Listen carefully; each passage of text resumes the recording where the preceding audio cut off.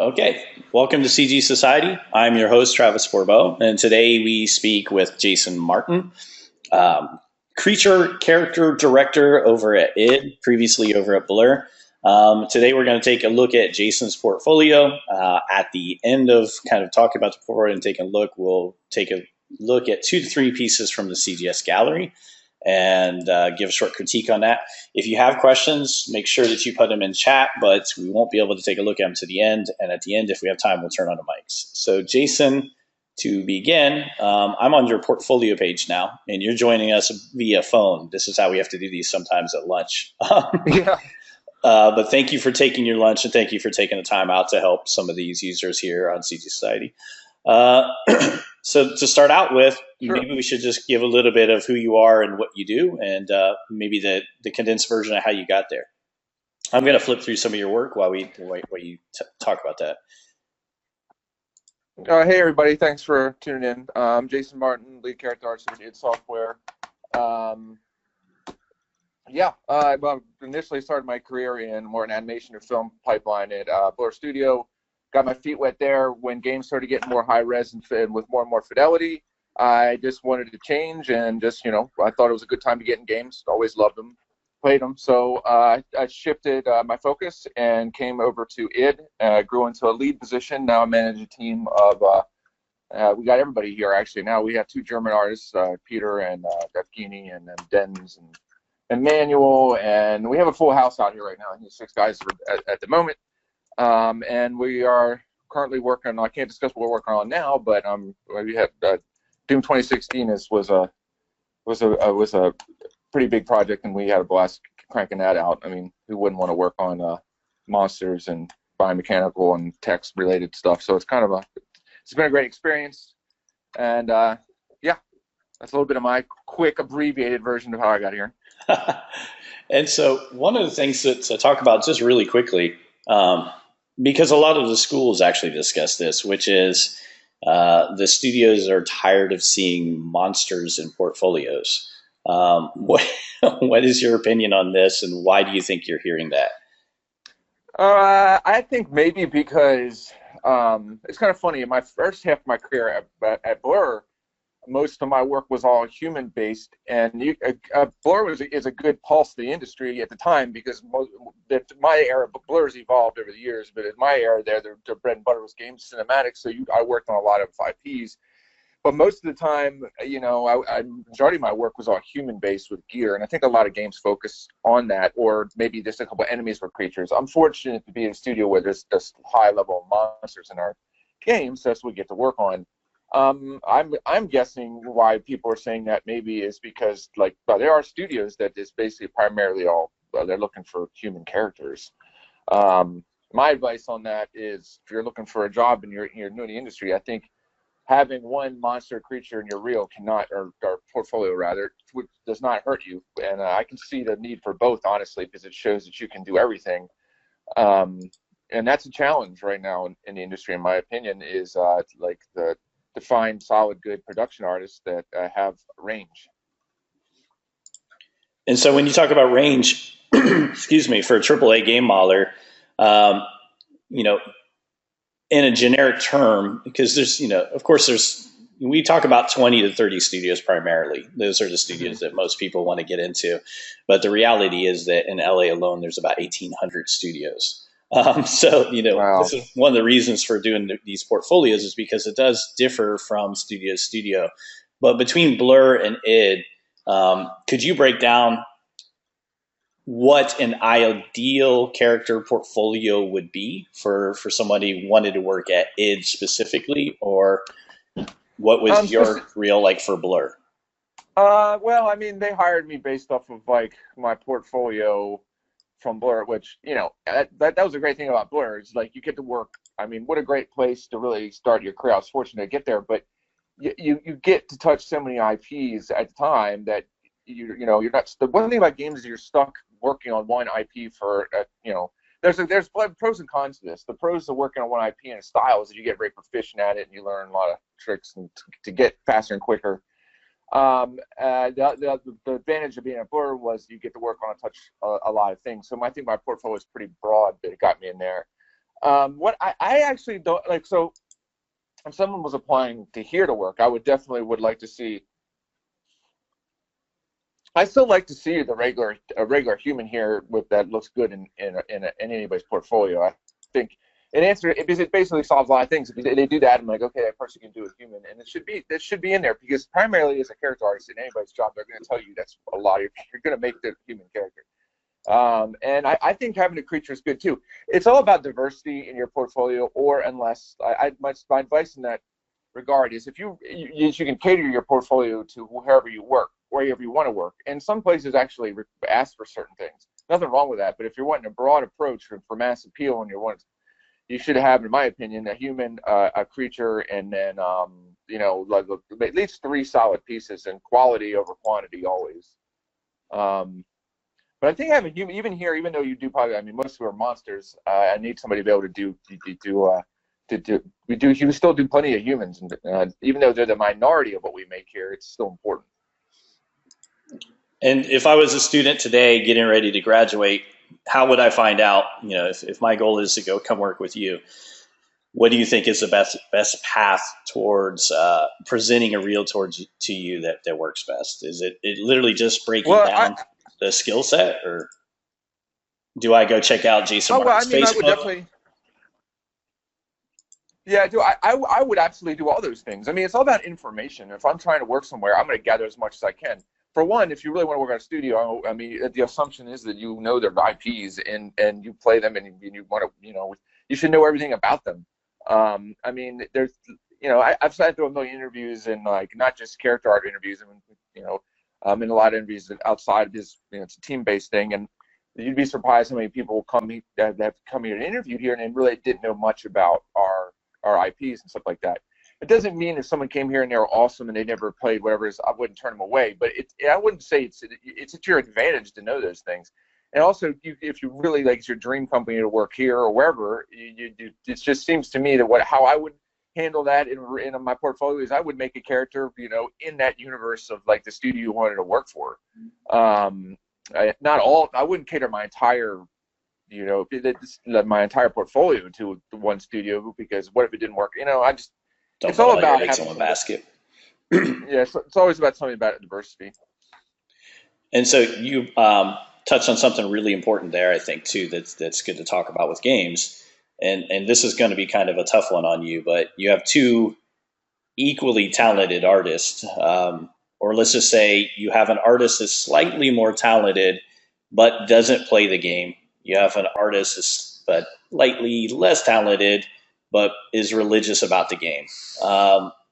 Who wins the bid there? That's a very, very difficult situation, isn't it? I would lay that down to personality, because I look at it like this. If I was in like meeting somebody and they were awesome, but they weren't super excited about our IP, I would be more probably lean on the person that was super excited about our IP, and it was maybe a little less talented, just because like if they're that excited, imagine the amount of effort they're going to put in at work. So I like working with people that are excited. You know what I mean? People can always get better. Portfolio is huge. Portfolios get you, your work usually gets you that interview, and then the interview to me is I want to know who you are and your personality. Like are you going to fit well with the team, and amongst other things. But that's half the battle. Is your personality and how you work with others. So. But yeah, I had to be honest, thinking about it, the situation, I would probably go with the person that was more amped to work on a title and just coach him to where he needed to be. But it also would have to depend on how far apart those 2 portfolios are, if it was really, it would depend on a couple of things, but I like the enthusiasm.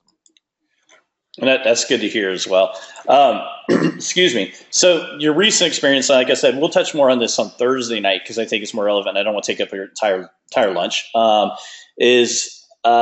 You've gone through recently kind of the hiring process of looking for people for id. I'm getting some feedback. Hang on one second. Let me see.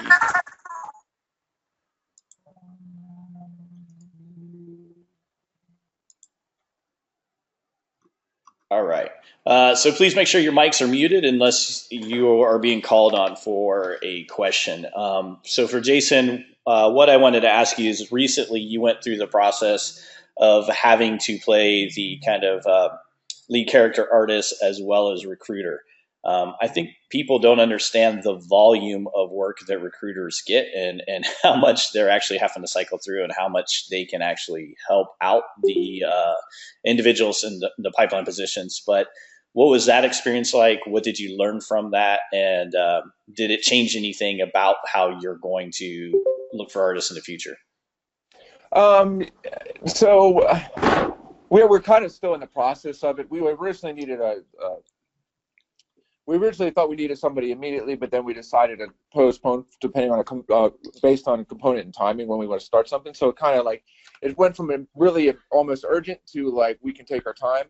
Well, the thing is it's funny you mentioned that. One thing I found surprising when I looked at the raw data not filtered to HR and recruiting is the amount of people that apply for jobs that have like zero. I mean, I'm talking like web developers. And like just it's weird. Like no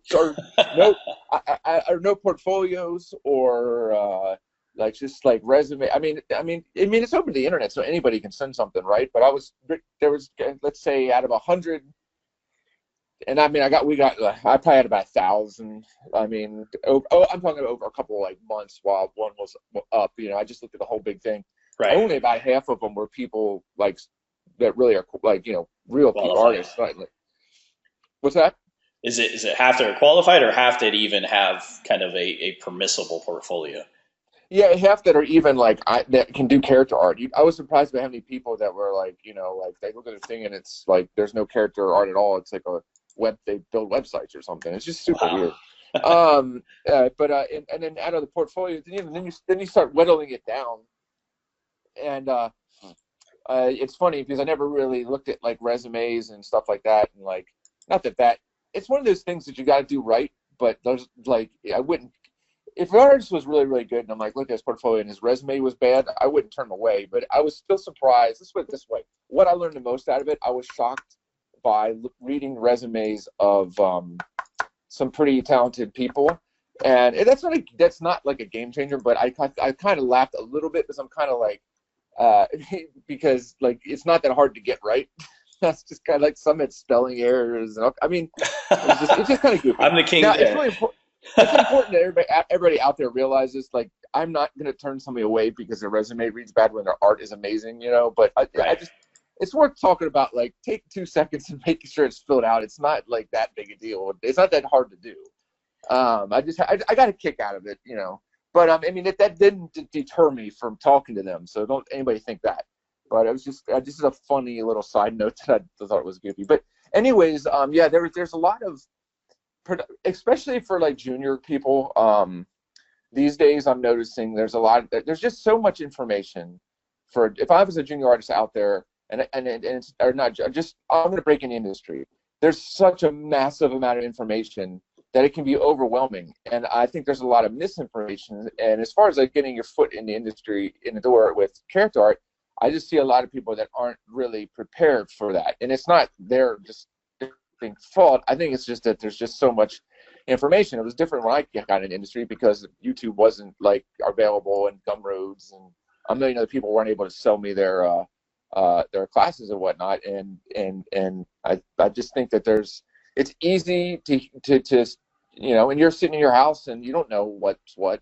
So, you do your best, and I get that. And I think kids become just ill-equipped. I have to sit with interns here now way longer than I think I probably should, and it's okay. I get them up to speed, but it's tough, I mean, like,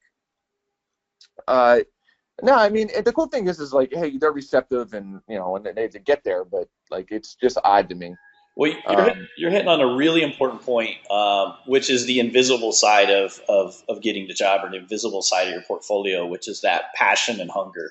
When we talked about just previously, the gamer that's excited that can be coached versus the super talented guy that might end up quitting 6 months after you hire him to go work on a film or go work on another game.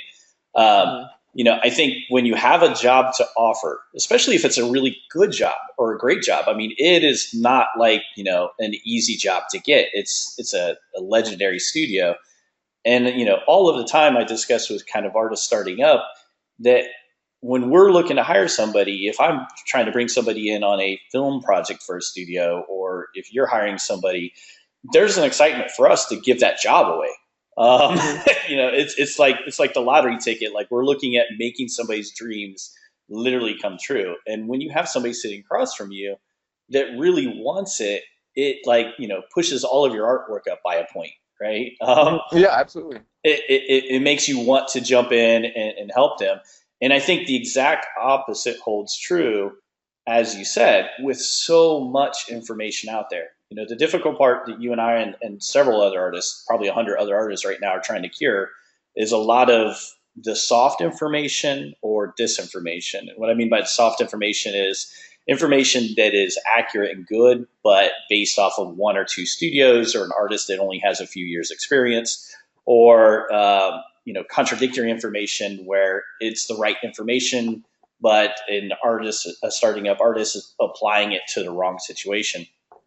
Um, so I think that it has a lot of value in hearing that from you today of how much that want and desire makes a role. Because if you don't go out and research, if you don't go into a studio knowing what their IP or their project or their history are, if you don't know the artists that have worked for that company, it doesn't mean you're not going to get the job, but you definitely won't get the respect that the weaker artist that's done all those things coming in has. Hmm. What impact does that respect level have with you? Is it 100% the art? Do you not care about the level of respect? Do you not, what's your feeling when somebody comes in the door unprepared, so to speak? It's not great, man, because we're trying to build. We don't. There's plenty of studios out there, like in LA, especially. And you have revolving door studios and stuff like that. That's not necessarily a bad thing, you know. I think there's a time and place for that. You go work there for a little bit and go over here, and I think that's fine. But we're all about longevity and team here. Like, so, we want everybody to work together and stay together for as long as possible. Because, in my opinion, the longer people work together, the better they work together, and the quicker and faster they iterate, and they become really strong and gelled. And that's, you can see that in a lot of really successful AAA studios. So I really, passion is everything, Like, it's people that are really strong and want to learn and they're good, and I can see that in their work. I can see where they can go from where they are. Like, I can grow. That's all of it. I mean, so yeah, like I'm all for like people like really wanting to be a part of something, as opposed to like, you do cool, I've seen really great work and them like not being that like stoked or whatever. It doesn't mean you have to play like I played every single one of our games and blah blah blah, like your games and blah. It's just about knowing it and being very interested in the IP and being team oriented and wanting to be a part of the team, and you're going to stay a while, as long as possible, to get the project done. That's really the most important. I mean, example being, we have our main rigger, Ben Durkin, is a guy we know from. I worked with him at Blur, and he's super passionate about his job. He's not much of a gamer, but he's super into his job, and into the project, and he showed his excitement by he showed his excitement by being stoked on what he was able to do here and bring to the table, and that's what he likes to do. So there is, like, I just want to make it clear that you don't have to like worship a studio to go in there, but just be informed, and like even Ben played our game. He got it and played it before he came to be ready for an interview. So that's a good example, of someone that, like, it's not really he doesn't really like to play a lot of video games, but he loves rigging and building all these complex things. But even he got a hold of our game before coming to talk to us. So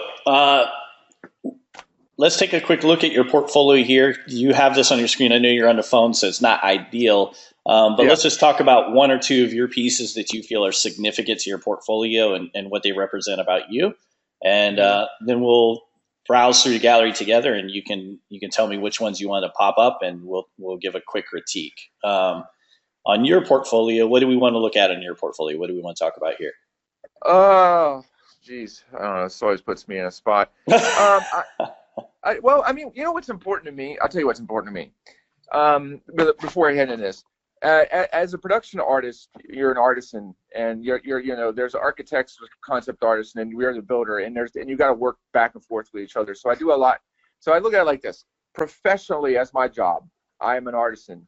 Now, I'm a better artisan when I'm practicing. Now, when I go home at night, my personal work, I do my own work. I do all my own designs. I don't work off 2D concept because it makes you a stronger production artist, because there's plenty of design to be done at work off base in a traditional pipeline of 2D concept and 3D work. I think that that's being lost out there somewhere in the ether of everything. But anyway, so what's important to me in my work is pushing my design elements that I learned through working with very talented designers at my job. So personal work is my big thing, and like I guess the two things I would talk recently I've done probably is like I got a kick on dragons apparently, so I did 2 of them in the last like year or so. They were just a fun thing where I really try to focus in on my design elements. So I always like to say I'm like professionally, I'm an artisan, and at home, I'm always pushing my, design work that I learn. And a lot of that comes from being in good studios and working with awesome, excellent designers and production teams. And yeah. So we could talk more about this Thursday, because I think that that's one of the things that you and I spend a lot of time talking about is stylization and design. And like you said, making sure that you're building your personal portfolio and design IQ at home. But I think it's good to talk about really briefly for portfolios, which is, how important is design now and how important is translation? And what I mean by that is, 5 to 7 years ago, very much a modeler for the most part was still, the main responsibility was translation. Here's a concept, we paid a very expensive concept artist a lot of money. We don't want you really doing a lot with it. Just do exactly what's in the concept and translate that one to one. That's been eroded and faded. Now it's very much this mixed bag, this very gray area where if you're not a decent concept designer, if you're not decent at being able to add to or design or bump up that concept, you're having a much tougher time across the gamut of studios. I'm not speaking for each individual studio, but I'm saying as far as your hireability from project to project, I'm really looking for guys that are good at design. So at id, where are you guys at with that? How much translation? How much Maya versus ZBrush? How much, ideation are you able to contribute as a modeler? So how it works generally here is we always you said it. We always say plus the concept, the idea. But I don't want, here's the important thing about that. I've seen this go both ways. I've seen somebody design something and then go to a modeler. I'm not using this here, for example. I'm just using this. That's a broad term. And then the modeler makes something that was loosely like the concept, which defeats the whole purpose. Like it kind of that doesn't really look like the concept at all. You know what I mean? Right. Plussing a concept means you're making it better, translating it better, but it's still the concept, and you push it. So as far as it depends. I mean, we do a lot here of you have to translate. I definitely need guys that can take something and fill in the blanks. I mean, that's actually the design element of being a character artist. Otherwise, it's not like we don't have I've seen before in the past where we usually generally work from a 3/4 concept. There's specific times, and then sometimes when we start the model, we might do a couple orthos that might have a paint over that either comes from me or from the concept team to kind of get the character in line. But I personally do not like being given stringent, every ortho and fill, stay here. I'd like, give me the image, I'll create that, let me do my thing. And I think to have a good relationship between concept and 3D modeling, especially passionate modelers, you have to have that. Because if the character artist it just feels like he's putting a box and assembling something, it's more character assembly or something. Not really. I feel to have a really good energy and a symbiotic relationship between the two, there's got to be push and give. And you got to work back and forth, but you got to be able to fill in the blanks, and that's why designing your own stuff on the side is good. It's okay if you're building your portfolio and there's a concept you like and you want to recreate that. That's not a bad thing, man, at all. Especially for getting your first job, as it shows that hey, that's the concept and you made that, and I got 1-to-1. But I would love to see another piece and thing that's oh, this is something I designed on my own. You know what I mean? Right. It's just really good. And yet, like we do back and forth with at work a lot. We have really it varies sometimes, but usually our concepts are usually 3/4, and then we fill in the back, or like a rough back sketch. Right. If you're unable to fill in the back, like you said, like you really need that. And honestly, those people are hard to find. Is people that can fill in the gaps well and not destroy the concept.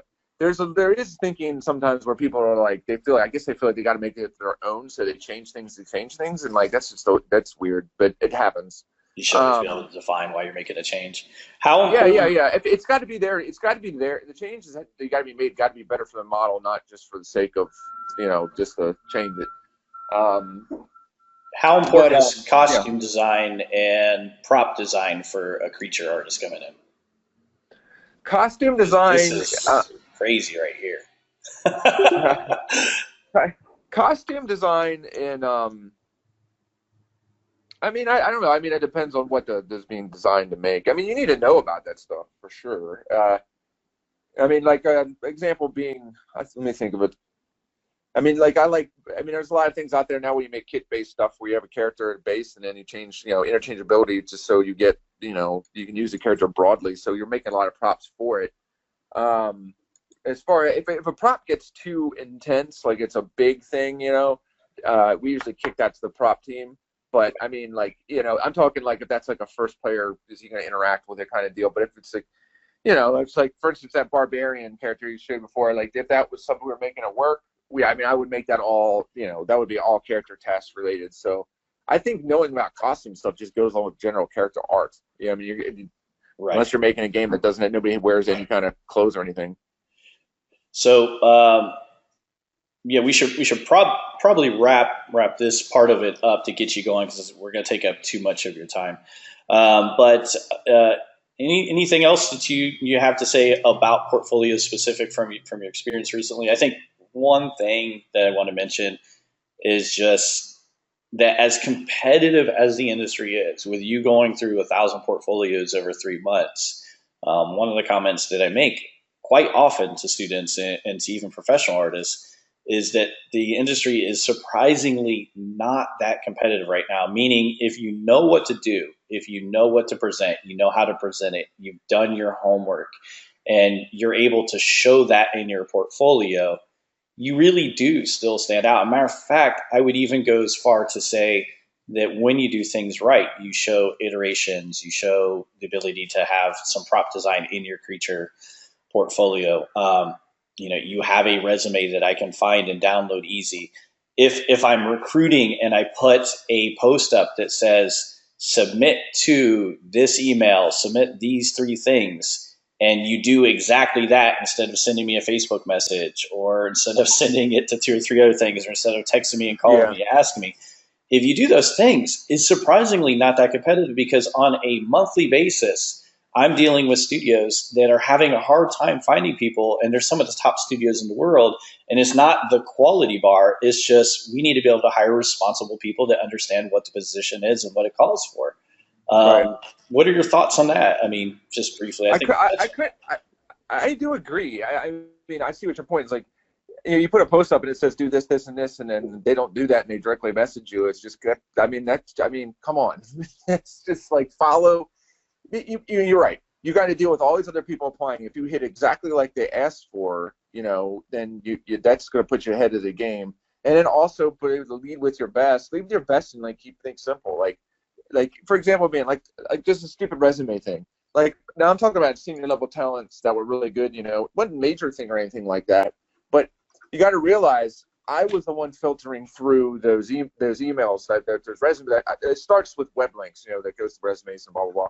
Right. I'm the one was filtering through it. If a recruiter or somebody that doesn't know art or doesn't recognize it may have passed that dude just right out the gate, maybe like zoomed right by him, and not have realized it, because broken links too. Because I have a text document of like how whenever I don't know how it gets submitted, but it got kicked over to me, was some of the websites didn't work or whatever, and some of the stuff. I mean, I went out of the way, I went out of the way and typed up and researched some of the people myself. But I'm going to tell you, I know for a fact that other studios, if a recruiter's doing it, they're not going to do that. So yeah, like I think it's as simple as like when you look at the place you're gonna apply and they say do this, this, or this, and this, then do it, and then there you go. That's one step, and then also yeah, just like try to keep it. That's to stand out is to keep your stuff sharp and concise, and then quality over quantity kind of deal.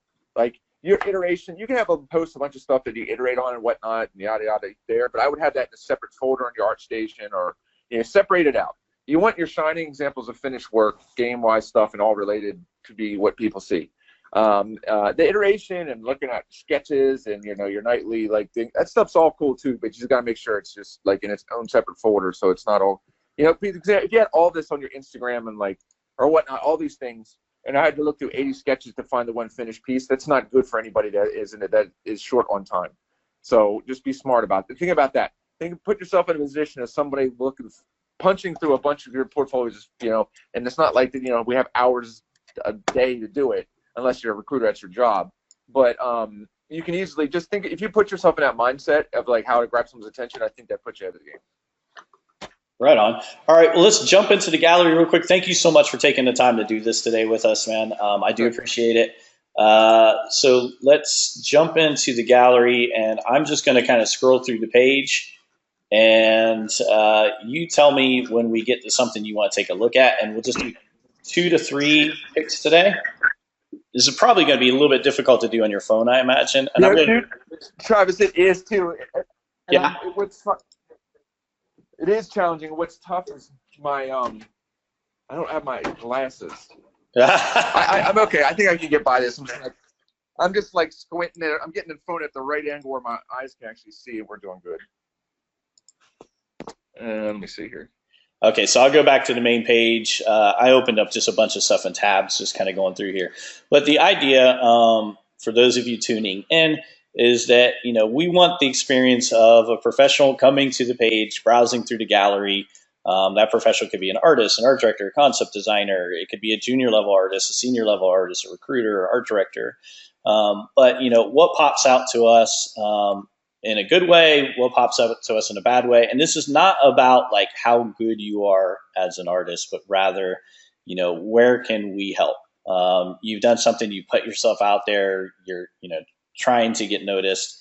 What are the things once somebody takes a look at your work that they're going to notice? Go ahead, Jason.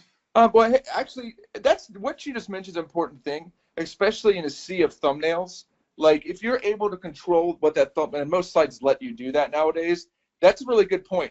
And like stuff is simple. I'm just going to go by visual from far away. Stop right there, Travis. Gotcha. Now, I mean, this is a little bit of the advantage of the person making it such an iconic thing. But when I look at that page, I immediately go to that Yoda because, well, one, it's Yoda, but it's also green and it pops up off the background. Now, that might not be like it's, who knows what this looks like up close, but from a distance, it grabbed me. You know what I mean? Right. I mean, it looks like a decent Yoda from here. I can't really. It's really difficult for me to see past secondary forms on a phone, but and the phone always. I always tell people I don't like reviewing art on my phone because the phone always lies. Even like I've even like looked at my stuff. I'm like, man, it looks cool on a phone. But I look at it up close to my hand. It needs a little bit more work. But I mean, you got a good point, and this Gary's very true. So I always put time in my like, okay, that's cool. Look at these two dragons. Like, let's just talk about dragons. That pops out at me because the contrast to that, and I can see the whole image. It's I take time composing my thumbnails of stuff. That's a cool pose. That's awesome. I like that a lot. And it's the contrast of lighting that popped off the page. Yeah, that's sweet. So dragons, what kind of anatomy do you go with when you talk about the neck of a dragon? Do you go bird, horse? Does it matter? Is it more about just the stylization and look of it, or what's your thought process when it comes to dragons? Yeah, I don't know. I mean, like my thought process for dragons is to try to make them as different. I think sometimes a really cool challenge is to work on something that's been done a billion times, but make something new out of it. Right. And that's why I got into Kick the Dragons. And this I like this. This right here has a very rooster-esque, like bowed up kind of looking thing to me. I think that's just nice, cool structure. Anatomy-wise, I balance anything if I can off of nature. I think I don't go one or the other. I think there's got to be a blend of the two. I mean, if you do anatomy wrong, it just looks bad. So you got to kind of base everything's got to be some bit of based off of nature. I mean, or else you're just asking for trouble. So yeah, so I did a little bit of both.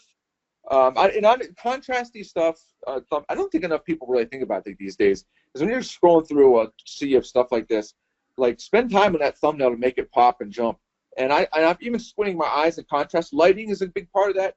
But what's that orc underneath the dragon? The lighting of that pops right off the page to me. That's Hussein Divas.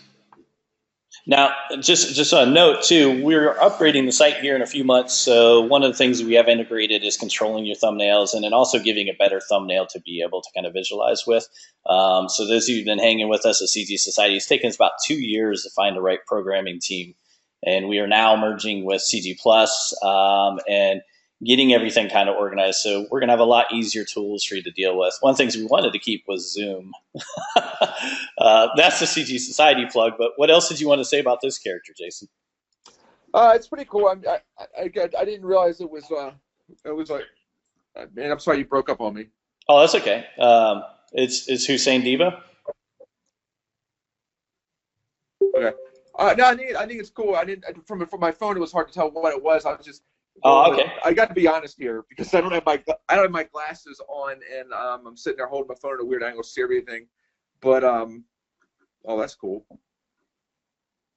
Yeah. Oh, that's awesome. I love Maria's work. She I look forward every month to what new piece she puts out, and I mean, that's that excitement thing we were talking about as well. Is that somebody's putting out new work every month. We're talking about portfolios, and one of the issues with portfolios, and one of the reasons I wanted to actually start this was because everybody refers to their web gallery as their portfolio now, which isn't really accurate. As a matter of fact, I always tell people, I'm like, you should be posting everywhere and treat one site like your portfolio site. If that's ArtStation, if that's CG Society, whatever it is, have that one be your portfolio. If ArtStation is your portfolio, use CG Society as your sketchbook. If CG Society is your portfolio, use DeviantArt, whatever it may be, so that when people are looking you up, they're finding different things from you in different places. But the point that I'm making, regardless of posting everywhere, is that if you're calling it a portfolio, then we're going to assume that it's the best examples of your work. And some of the things I love to see is just how much you are working. So, I would say this is a portfolio piece. It might be a sketch, but, to me, this is showing me something about the artist is strong enough. I'd like to see this in a portfolio. No, but I can't say that of every artist that does a sketch that's just doing a monthly sketch. Is very rare that you're going to put out a portfolio piece once a month, right? Yes. But great to be able to put something out once a month because people like myself are going to notice and recognize your name, right? Right. But yeah, she definitely has some great work, and that horse was awesome. I mean, really cool. And so I'm just going to quickly kind of go through a few of these tabs here that I have open, since you're on your phone and are able to browse that much. So here's a piece. Let's just talk about this piece for 1 minute. What could the artist do on this piece to help them out? They're kind of going in that direction. It's a zombie kind of creature type thing happening. This is a domain that you're really good at. I mean, wow, this looks much stronger. Yeah. Yeah, like I think there's a lot of good elements going on here. I think there's some tweaks, like the judging from I think those back spikes are there, and there's more opportunity to make them crazier, more irregular, especially to help with the silhouette. I mean, they're there, but I think they're underutilized in this design. I think you could push them to make just like some crazy ones. I would just make a couple of those things way more regular and larger, and kind of like make them look like it really hurts. He's punched over already, so I'd play that design element up pretty big time. And we can scroll up to the top one again with the light. I like the lighting and stuff on here. That's really good. Yeah, I'd play that up. In general, I think that's one of the things that I've learned from just checking out your class in general is that I've always had a philosophy of kind of be aggressive and then pull back. But you really have pushed that through, because I think, I've spent so much time in realism and dealing with crits with realism and dealing with classes with realism that you start to kind of get tunnel vision and play safe on everything. is this 100% functional? Does this make 100% sense for the story?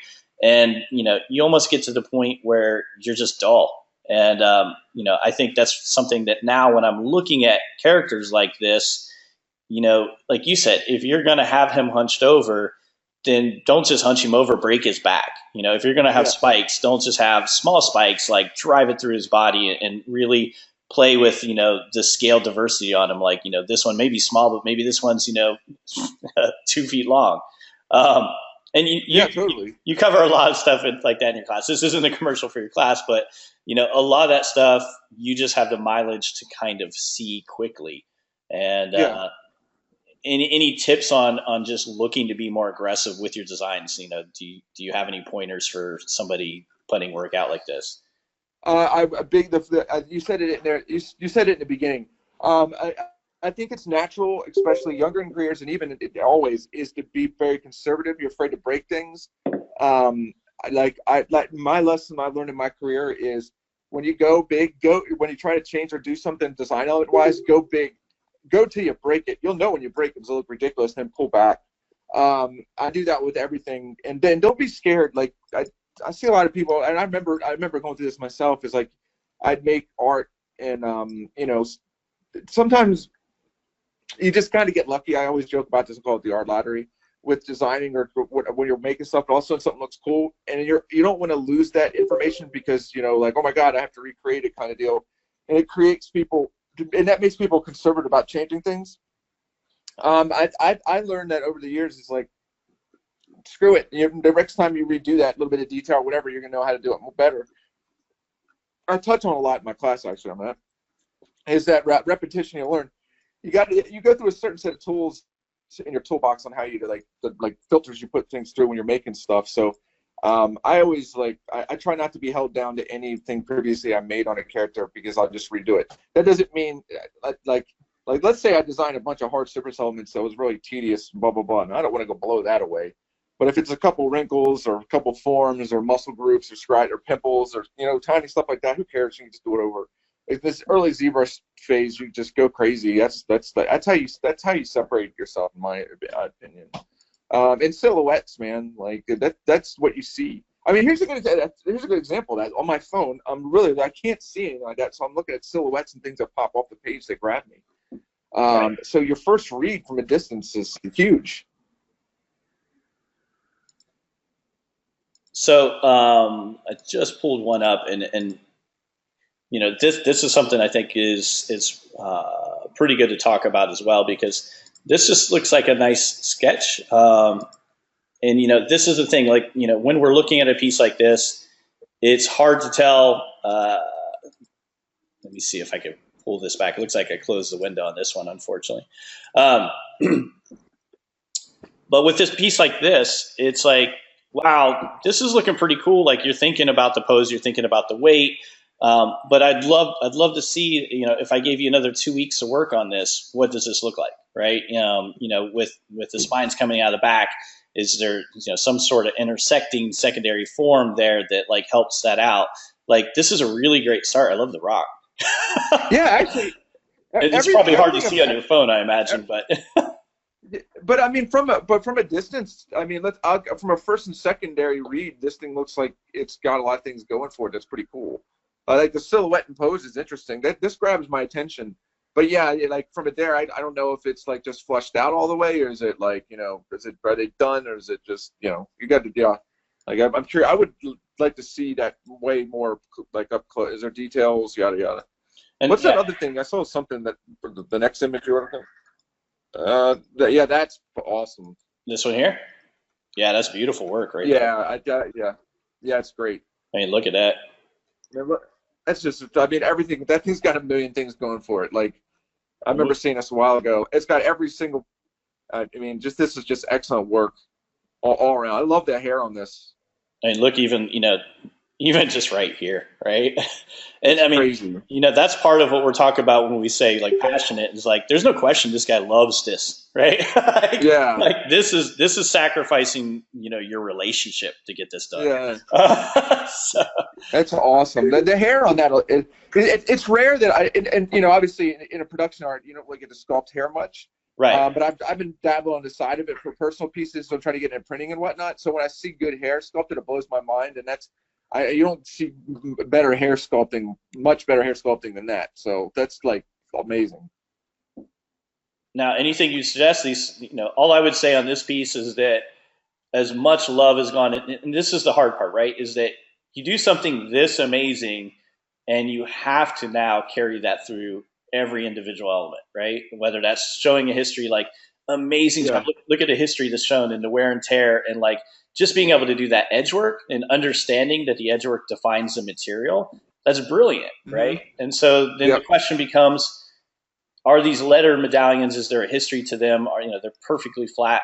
And so this is being like, super finicky, and I'm not even saying it's wrong, but it just Yeah. brings up a good point of, if you get to this level of execution, whatever level of execution you get to, you then have to keep it up. So would this leather have compression in the center, and would the end of it be more worn, and would the texture be more smooth from grabbing it with your hand? And Yeah. those are some of the things when I look at like some of the designs and stuff you have with like your dragon and the chains that are on it. The chains are kind of chinked up, and my thing is that just to get to the point that this is at, like as much as we love this model, I imagine the artist is super proud of it, but probably was so ready to move on to the next project by Yeah. the time I he was got gonna here, say. right? I was gonna say the same thing. That he was probably just done. The artist was probably just done. Hey, but this brought up a good point. This is an excellent example of sculpting, like that people should look into. If you go back up to his clothes, like you know, like you can get a lot of the material in the sculpture stuff. Now in games, there's definitely an argument about some of the stuff you do in texture, especially with substance. But let's just talk about this as a sculptural piece.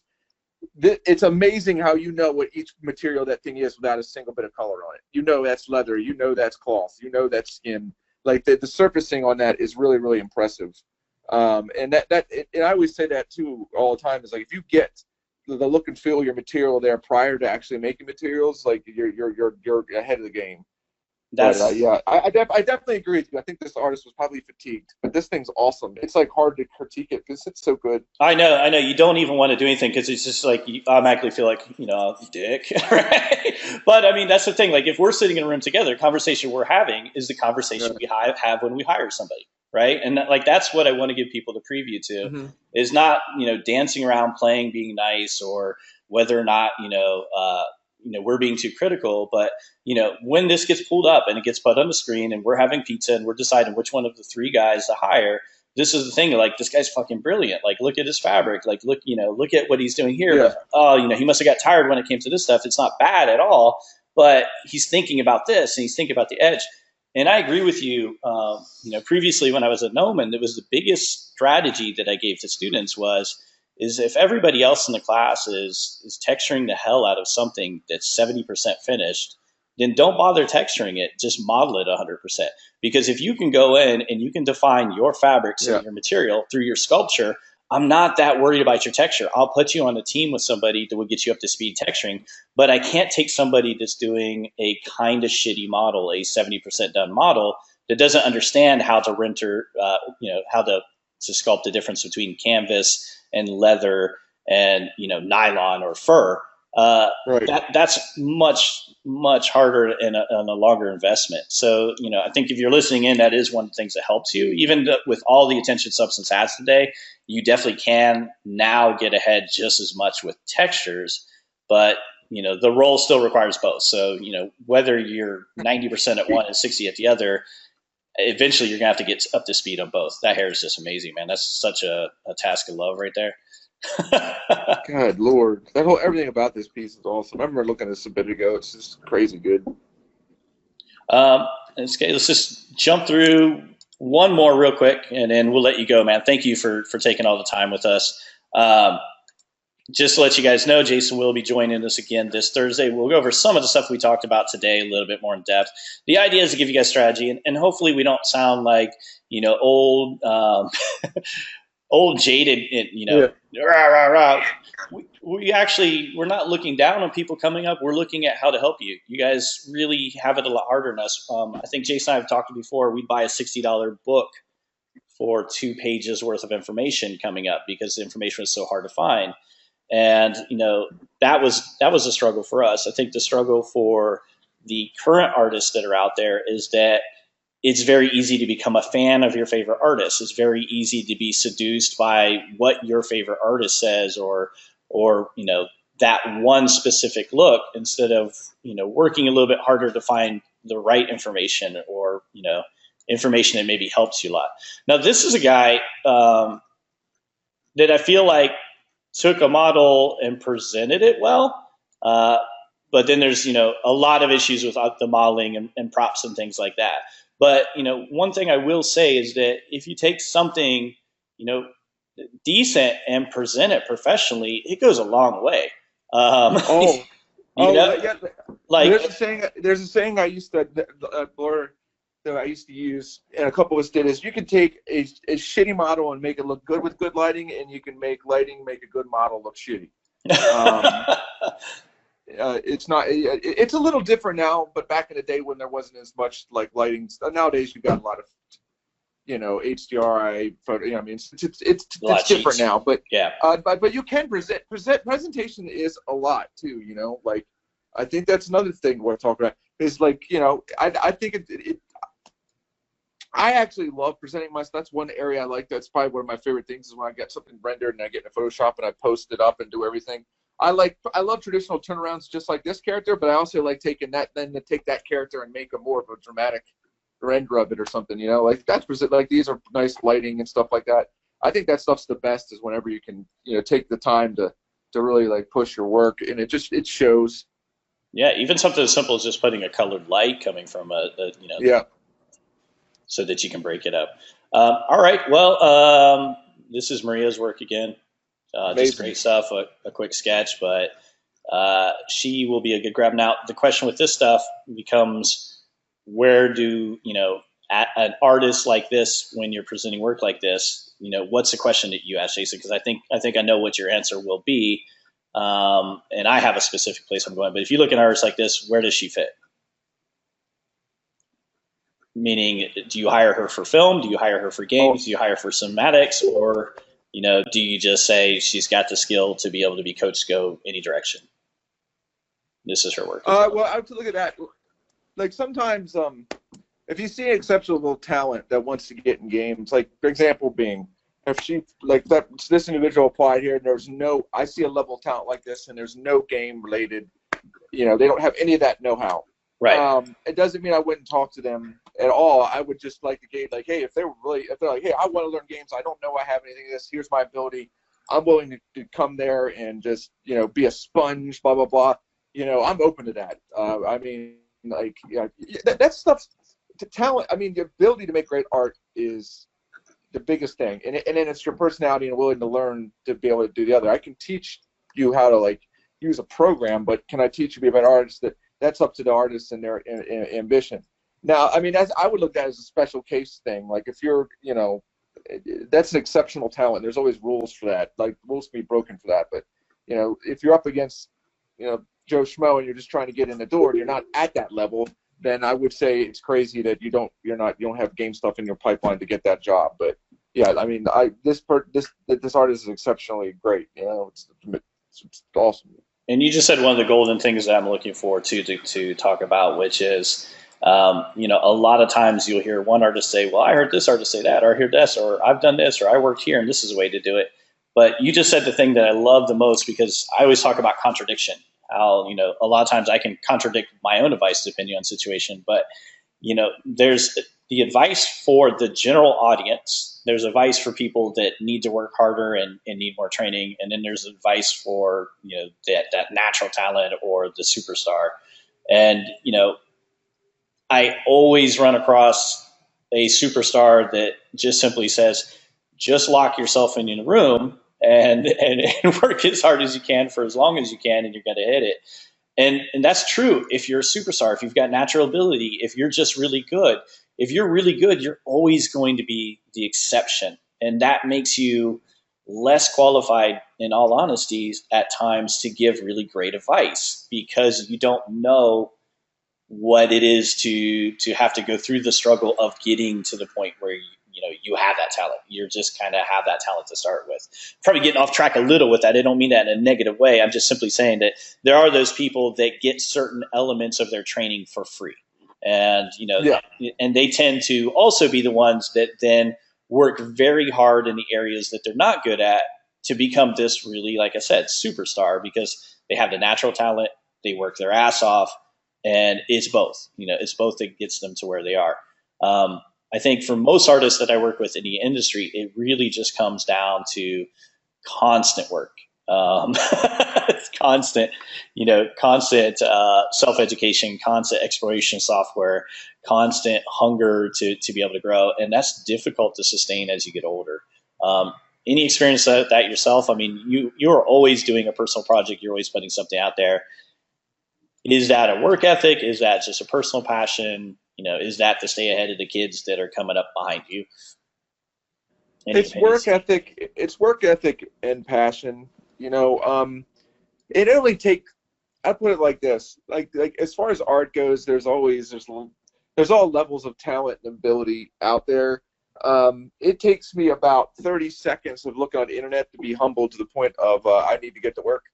I always see somebody's, it could be even some brand new 3D artist that just, there's a moment where it's a reaction that scares the living daylights out of you, but then also inspires you a couple minutes later.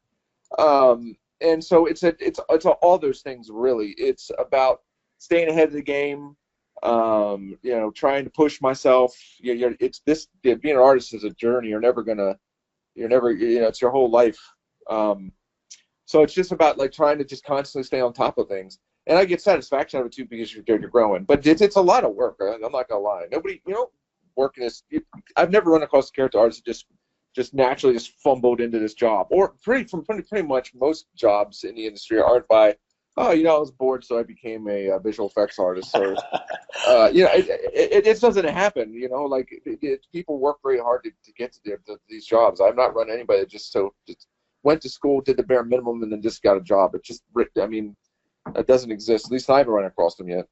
Now, I was thinking this is one of your students, but this is actually a student in Adam's class. But I wanted to bring this work up because you know this is just a great display of taking something that we see a million times a month.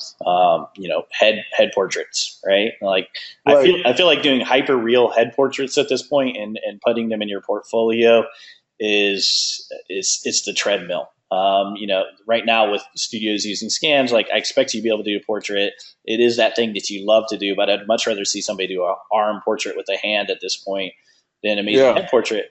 But here's someone smart enough to come in, or just has the desire to do something a little bit different. This stylization, and that's one of the things, as you know, that I found you for was I was looking for people that had ability to do creature design, but not hyper focus on anatomy, or not hyper or have zero anatomy experience.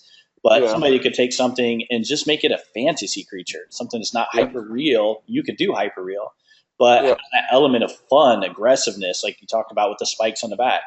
Um, Yeah. what does, when you look at somebody's work like this that's got that level of stylization, what does that tell you about that artist, or how does that Uh, help uh, you appreciate it? eh, that's huge because like when you look at this piece, it oozes personality, and you can just see it, and I think it's a huge. I love this. I love this piece a lot. And personality is like, it goes a long way. And that's another thing that sets your characters away apart. Going back to that one guy with the spikes, I think if you played up those spikes, made anything crazy like that, it would just add so much to its personality. And like I agree. In the sea of everything out there, like I always, I mean, I don't, that's up for the public to judge. I try to be as different as possible with my designs. I mean, I'm not like, the world's. I don't put myself above anything. It's just something I try to focus in on and try to do, interesting things, and just try to push stuff. Right. Um, and it's easy to look at like ArtStation and CG Society and look at everything out there. And I don't say go in your room and go, I got to do everything different than these guys. You should do what you can take. Going back to what I think I was saying, like a dragon. Everybody's done a million dragons. Just try to do something different with it. Like you don't have to be like reinvent the wheel, so to speak.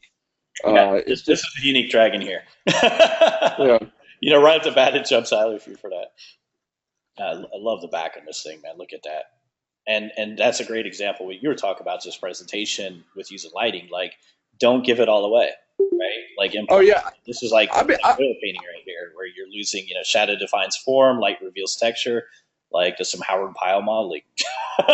yeah, like and honestly, on this piece, the reason why that's like that is because it's really unfinished. I'm hiding I thought you everything might by go writing. there. I thought you might go there. You're accidentally doing good work. Yeah. Um, but yeah, just because like I just like I got fatigued on doing a bunch of stuff on that thing.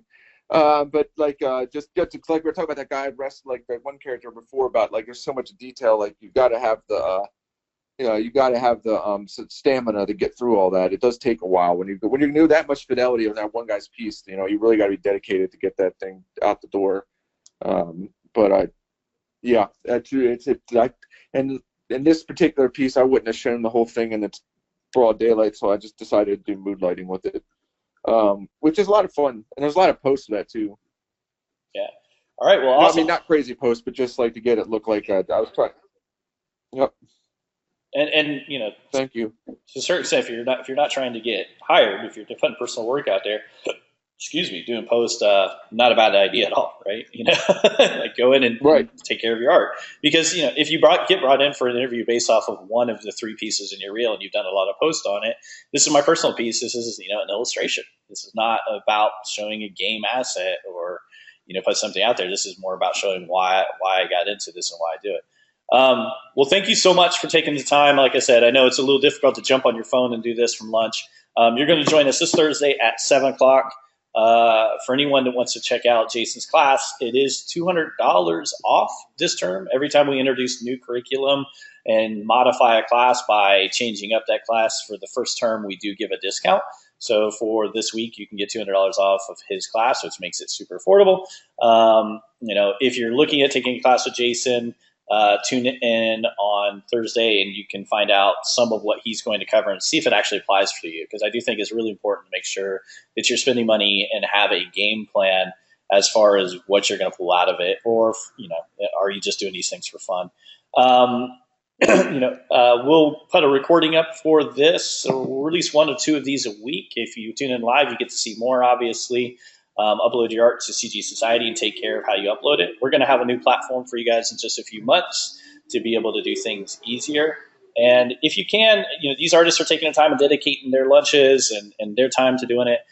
Just give them a shout out on Facebook or Instagram and, maybe share one of their piece and just say thanks. It means a lot. Again, we notice all these things when people say thank you or reshare or help us out.